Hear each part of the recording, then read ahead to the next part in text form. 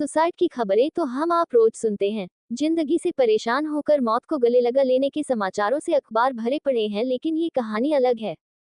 ये कहानी उम्मीद टूटने की नहीं, उम्मीद जगाने की है।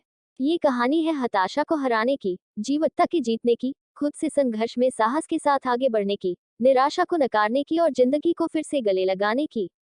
ये कहानी है अभिलाष की, जो कभी मौत को गले लगाने के लिए तैयार थे, लेकिन आशा से भरी जिंदगी ने उससे पहले अपनी बाहें फैला दी। अभिलाष की ये कहानी इसलिए भी जरूरी है ताकि सुसाइडल टेंडेंसी की पीड़ा से जूझ रहे तमाम लोग सीख सके कि जिंदगी अपने हर रूप में मौत से बेहतर है। आगे की कहानी अभिलाष की ही जुबानियां। दो बहनों ने मुझे दुआओं में मांगा था। घर में सबका लाडला था। हंसी शरारतों के बीच बचपन निकल गया। स्कूल में नाम रखा गया अभिलाष श्रीवास्तव। स्कूल बैग में तमाम उम्मीदों के साथ माँ बाप का इंजीनियर बनाने का सपना लेकर पढ़ाई में लग गया। घर पर सख्ती होने लगी। मेरी इमेज एक ब्राइट स्टूडेंट की बन गई, तो फिर उसे 12वीं तक वैसे ही मेंटेन रखा। 12वीं की पढ़ाई तक आते आते दोनों बहनों की शादी हो गई। अब पापा मम्मी के साथ बचा मैं। मम्मी डायबिटीज के कारण बीमार रहती हैं, वहीं पापा की पोस्टिंग सिद्धार्थ नगर में कानूनगो के तौर पर है। 12वीं के बाद मेरी लाइफ में एक यूटर्न आया, जब मैंने घर वालों को बताया कि मुझे इंजीनियर नहीं रेडियो कमेंटेटर बनना है। ये शौक मुझे स्कूल लाइफ में ही लग गया था। मम्मी पापा के चेहरे पर 12 बज गए, लेकिन बेटा जिद कर बैठा था तो कौन मना करे। मैंने लखनऊ में रेडियो का कोर्स ज्वाइन कर लिया। कोर्स ज्वाइन करने के बाद घर में काफी डांटा गया। एक तरह से घर से निष्कासित सा कर दिया गया।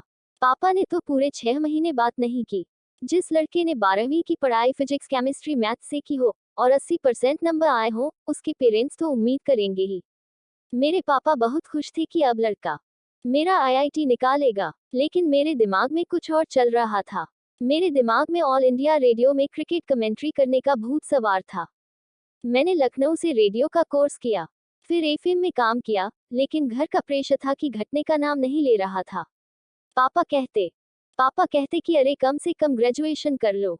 उनको लगने लगा था कि कम उम्र में काम और शोहरत मिल रही है तो मनबड़ हो गया है। फिर मैंने एक और बम दागा कि मैं अपनी पसंद के विषय जर्नलिज्म में ही ग्रेजुएशन करूंगा। इसके बाद माखनलाल चतुर्वेदी कॉलेज आ गए और पत्रकारिता में ग्रेजुएशन किया। ग्रेजुएशन के बाद तुरंत नौकरी लग गई। मैंने शुरुआत पीआर यानी पब्लिक रिलेशन से की थी। बहुत जल्दी समझा गया कि ये पत्रकारिता तो नहीं है, तो मैंने एक डेली न्यूज़पेपर में सीखना शुरू किया। उस वक्त मेरा युवा मन पता नहीं कहां कहां दौड़ रहा था। यही दौर प्यार मोहब्बत और दिल्लगी का भी था। दोनों ही साथ साथ चलने लगे।